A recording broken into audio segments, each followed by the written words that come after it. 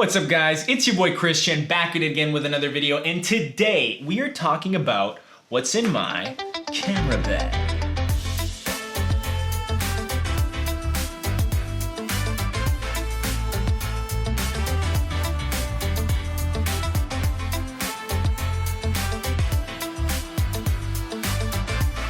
Now, before I want to talk about what's in my camera bag, I want to talk about the camera bag itself. What I have is the Lowepro ProTactic BP 450 AW2.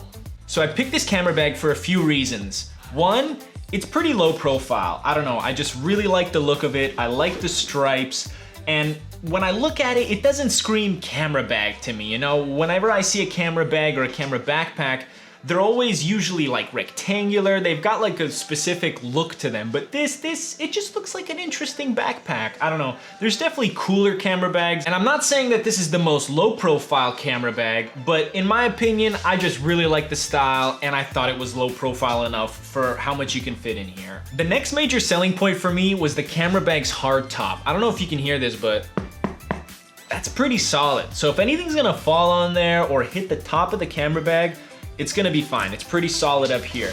Everywhere else, it's got like a cushiony feel to it, you know? It's got a good amount of give. So the third and major selling point for me for this camera bag is the side access that I can get through these two zippers on both sides.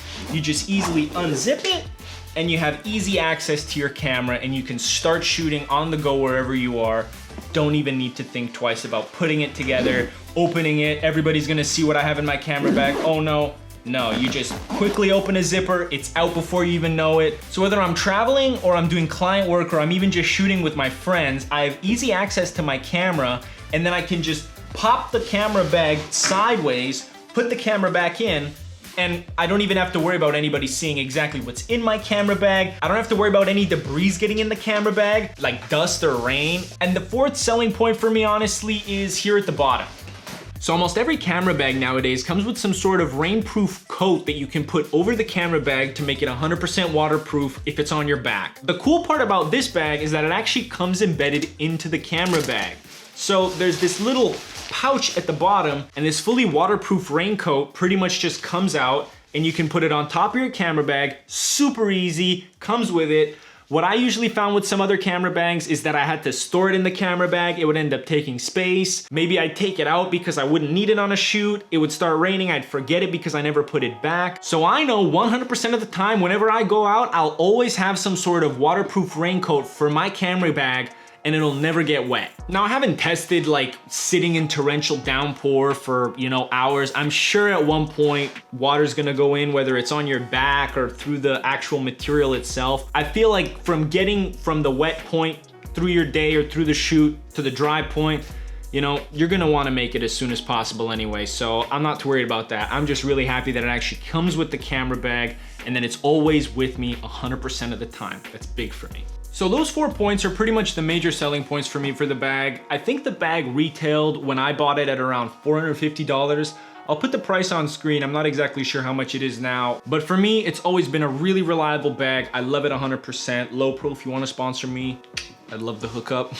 Now, my one problem with the camera bag, and Peter McKinnon had this problem, and he literally created his own camera bag to fix it, and it's literally that you can't put anything into the bag that's not camera gear, really. You don't really have any place to put any sort of storage that's something besides camera gear. So this is not a bag that I would 100% recommend if you're gonna go to Europe and you wanna just live off this bag. Maybe you wanna put some clothes in with your camera gear. Maybe you'd wanna have a drink holster on the side, which this camera doesn't have. But I love just having this one point of camera gear, at least at my level. Obviously there's tripods, there's all that for different productions, but I would say for a large majority of my shoots, this is pretty much all I need. Now, to actually get into the gear and what's in my bag, let's do it.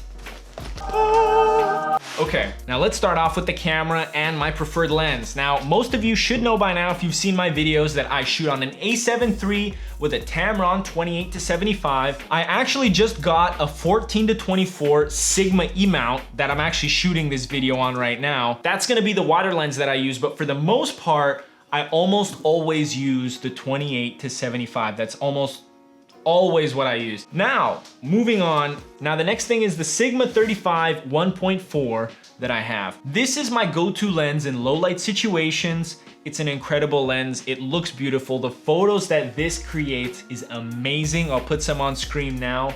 The quality that it has is amazing. I really love this lens. It's good. The only thing is it's 35. I love having the variability from a 28 to 75, you know.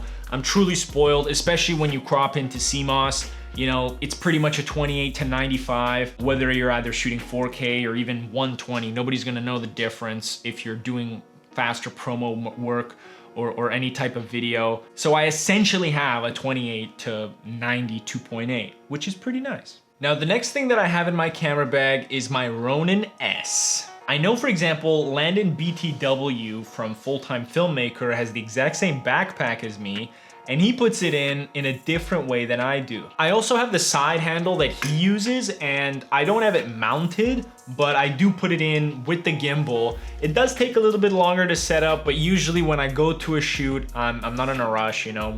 I'm there, I have setup time, we all go beforehand, you know. If anything, at this point, just have it preset, you know, pre-balanced. And when you show up to the shoot, all you have to pretty much put on is your camera, the monitor, maybe some audio gear if you have it, and that's pretty much it. But if I am in a rush for some reason, I can set up the gimbal, stock the way it is with the tripod and the battery grip in about 4 minutes. I've set up this gimbal so many times with this lens and this camera body that it takes me so fast. Like, I already know exactly where to go. You balance it really quick, I'm good to go, and that's done. The only thing I add on to it is the side cable to be able to let me record with the gimbal. Now, the reason that I personally prefer it with a cable rather than with Bluetooth or Wi-Fi is because I don't want to use up that much battery. And honestly, I'd rather have that option available to something else like my phone if I want to link it up with the camera, whatever it may be. Even if I'm not using it, I don't want that extra battery life being wasted by those functions being used. So for me to have that tiny cable, it costs like $40 extra with the gimbal. It pays off, you know. It's really nice having that button on it. At the beginning, when you just press it on the camera, it's not that great. You really need that cable. Now, the next thing that I keep in my camera bag is this little thing that's called an optical cleaning kit. This is pretty much what I use whenever I'm on the field, as well as some microfiber cloths. I just bought a big pack of, I think they're 22. I don't know if that's considered a big pack, but it's like, it was on sale for $13 at the time. So 22 microfiber cloths, they're all clean, you know. At this point, doing video full time, I'd rather just always have clean microfiber cloths, because for me, 13 bucks when they were on sale, or even like 17 or $18 when they were like full price, it's not that much of an expense for me to know that, okay, I'm not scratching my glass, I'm not harming my glass. I'd rather have that, my monitors, even my glasses, whatever it may be, I'd rather just have them clean with some new microfiber cloths than re-washing them. I've personally never had success with that. So moving on to the cleaning kit, what I really love about this cleaning kit is that it comes in this cylindrical form and that it's got a carabiner on the side. That way I can hook it onto my belt or my camera bag and I can use it immediately. I don't have to say, oh my God, I left my puffer. What I've personally found it really useful for is live events. If I hook it onto my belt, I honestly know that all my glass is gonna be clean throughout the day. Even throughout my shoot, I'll just pull out the puffer and I'll blow it on the front of my lens just to get some unwanted dust that always gets on there throughout your shoots. As you may guess, I have extra batteries for my camera. Surprise, surprise, a few extra batteries. I don't have an extra battery for my Ronin. I've honestly had the Ronin last 12 functional hours using it at maximum power with the gimbal, with not with extremely heavy lenses, but with the Tamron, it'll last me about 12 hours. And in a day, I'm realistically not gonna be using the gimbal for 12 straight hours, so I'm able to recharge it at the end of the day. So I'm not too worried about having an extra battery for my gimbal at this time. One's honestly enough. The next thing in my camera bag is the Small HD 5 monitor. Now this monitor is just a standard Small HD 5-inch series monitor. It's nothing spectacular. It's not the extra backlit one. I found it to be pretty useful. The annoying thing about using this monitor with the Sony cameras is that they're not 100% consistent when you shoot 1080 and 4K. You know, if I'm shooting 1080, everything will be viewed on the monitor. The menu, the clean shot, everything, playback, whatever is gonna be viewed here. If I'm in 4K, when I'm shooting, I'll get the view, the clean view here on the monitor. The camera is gonna be black and I'm gonna have my aperture and all my information on the camera, but not on the monitor. And then when I do want to play back my footage, it's viewed on the monitor. But if I want to change my settings, I do that back on my camera. So it does get a little bit confusing with the monitor. The one other downside that I found with the Sony and the small HD compatibility is when I'm filming in HLG or S-Log or Cine, whatever it may be, it's not gonna show up on the monitor. You're just gonna get the default standard image on this monitor. That's an issue that I've had. Let me know if there's a fix for that. I would love to get a link or some sort of information on that. But for me on the small HD, the different picture profiles just don't show up for me. So if you have a fix for that, I'd really appreciate it. So those are pretty much the vitals that I would list in my camera bag that I double, triple, and quadruple check that I have before my shoot. Audio gear wise, I have the Rode Filmmaker Pro. I'm not a big fan of it. It's clumsy, it's a little bit too big, it's too heavy. The wireless works fine, but it's too big for my liking, so I'll end up getting something different in the future. What I'm currently using right now is a Takstar microphone. It's like a $20, $30 microphone. Unfortunately, I forgot the name of the guy's YouTube channel, but he reviewed the Takstar versus the Rode Video Mic Pro Plus, which is like a $450, maybe almost $500. I'm not sure exactly how much it is now, but that microphone is hella expensive, and this microphone is $30, and this microphone almost beat it out. If you add post-production, especially in a controlled area like this in my office, it does fine. On the go, the Video Mic Pro might have the upper hand, but for now, this microphone does the job incredibly well.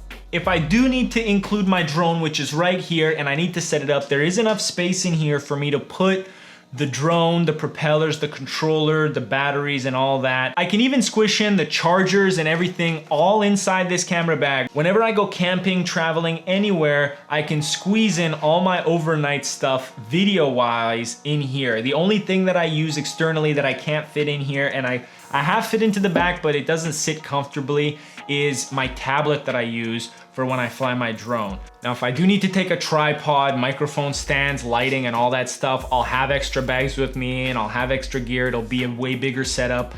But for just on the go, even for smaller shoots, even for most shoots realistically, this right here is what it'll do. Up top here, I have an ND filter. It's a super basic variable ND filter. You guys know what they look like. I'm not gonna pull it out. So this 3-foot extension cable is what I use when I need audio on my gimbal, whether it's hooked up to the shotgun mic that's on the gimbal or the Rode Filmmaker Pro.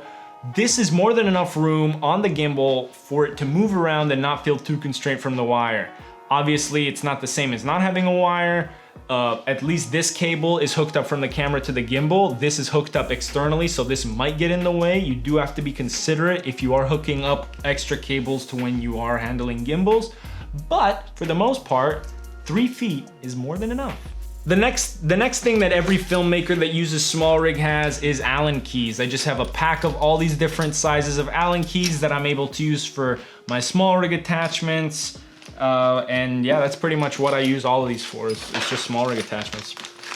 So at the very top of the camera bag, I have a SanDisk Extreme Pro 64 gig. I almost always keep this in my bag. This is if I forget my SD card. We've all forgotten our SD cards, you know. The next thing that I have in here is a polarizer. I unfortunately don't have a cover for this. I didn't have enough space. I never got one. I just blow it and clean it every time. The other thing that I have up top here is this Lexar memory card reader. This is just helpful because it came with the Lexar memory card, and it is a UHS 2 memory card reader, so it does read at the speed that UHS cards can maximum read. If you just plug it into a normal, maybe laptop card reader, you're gonna get bottlenecked by the laptop card reader. So if you do have a UHS 2 card, make sure you use the reader that it came with and you don't use some normal SD card reader, because you need the one with the double contacts to give you the full speed of UHS 2 writing power.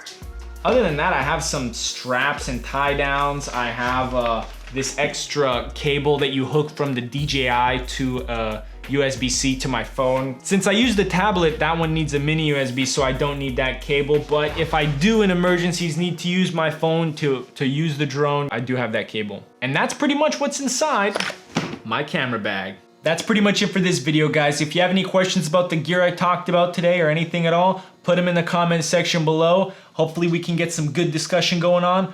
Otherwise, we just hit 2,000 subscribers. I am incredibly grateful for you guys. Thank you so much for everything you've done. Most of you came from the epic B-roll coffee sequence. I can't believe that video got the amount of views that it did. And I appreciate each and every one of you that watches these videos. Follow my Instagram, like down below, subscribe if you're new. It's your boy Krisztian, back at you next time.